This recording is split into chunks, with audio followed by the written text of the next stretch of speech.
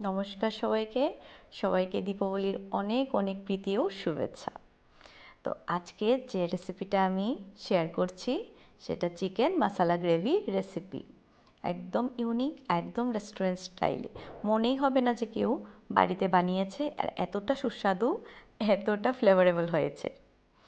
তো আজকের রেসিপিটার জন্য কি কি লাগবে, সব সঠিক উপকরণ আমি সব কিছু স্টেপ বাই স্টেপ বলে দিচ্ছি। তাহলে এত দুর্দান্ত রেসিপিটা সবাই ইজিলি নিজে ঘরে বানাতে পারবে এবং খেয়ে সবাই কত প্রশংসা যে করবে সেটা আর বলার অপেক্ষা রাখে না। তো এর জন্য আমি কি করেছি, প্রথমে 500 গ্রাম চিকেন বড় বড় পিস করে চিকেন নিয়ে নিয়েছি। এখন চিকেনগুলিকে আমি বড় বড় যে পিসগুলি আছে এগুলিকে নাইফের সাহায্যে, চাকুর সাহায্যে এখানে আমি কাট করে দেব।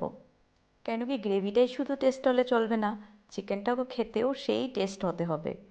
তো কাট করে দিলে মশলাগুলি ভালো করে চিকেনের মধ্যে ঢুকে যায়, তো খেতে খুব চমৎকার লাগে। বাস এখন এগুলিকে আমি ভালো করে ধুয়ে নিয়েছি। নিয়ে এতে সামান্য পরিমাণ হলুদ, লবণ আর মরিচের গুঁড়ো মিশিয়ে ভালো করে মেখে আমি প্রায় 5 থেকে 10 মিনিটের জন্য রেখে দেব। এমনি রুম টেম্পারেচারই রাখবো, ফ্রিজে রাখতে হবে না। এবার ভালো করে মেখে নিতে হবে সবগুলি পিসকে। তো এইদিকে আমি হলুদ আর সামান্য একটু লবণ দিয়ে 5-6টা পিস আলু আমি ভেজে নেব একটু লাল করে।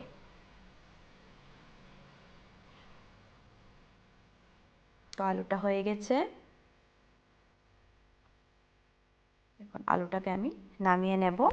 আর তেল তো রয়ে গেছে প্যানে, তো সেই তেলেই আমি চিকেনটাকে এখন দিয়ে দেব।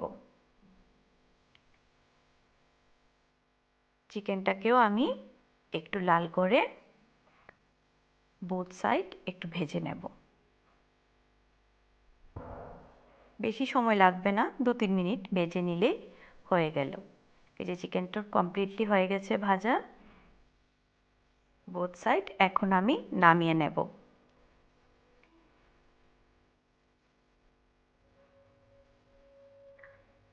আর প্যানে তো তেল রয়েই গেছে, প্রয়োজন হলে আর একটু তেল দিতে হবে। প্রথমে আমি অনেকটা তেল দিয়ে দিয়েছিলাম, তো মনে হয় না যে আর লাগবে। তো এই তেলে এখন আমি তেজপাতা আর দারচিনি আর 2-3টা লং আমি দিয়ে দেব। এরপর আমি এখানে তেলে প্রায় 3টার মতো পেঁয়াজ নিয়ে নিয়েছি কুচি করে। 3টে পেঁয়াজ আমি এখানে কুচি দিয়ে দেব।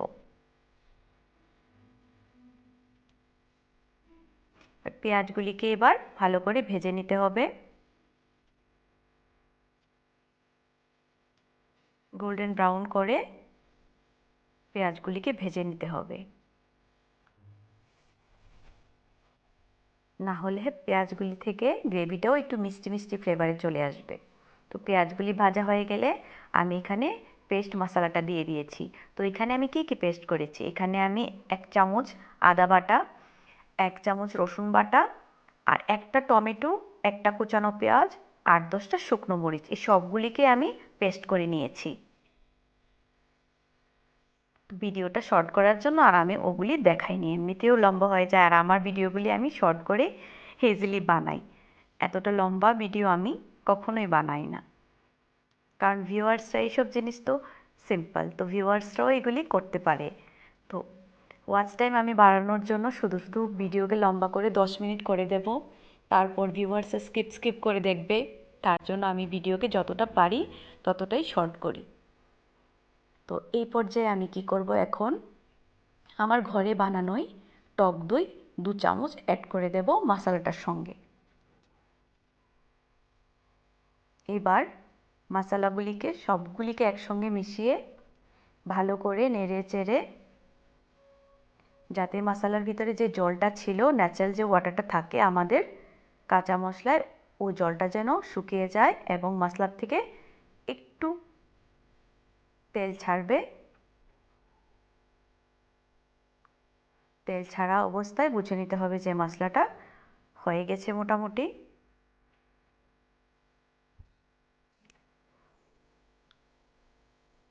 কিছুটা সময় লাগবে। তো এরপর আমি কি করব, এখানে গুঁড়ো মশলাগুলি অ্যাড করব, যেগুলি আমাদের কমন মশলা।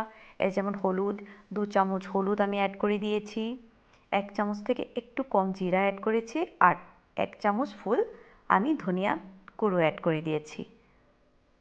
বাস এই কমন মশলাগুলি অ্যাড করেছি।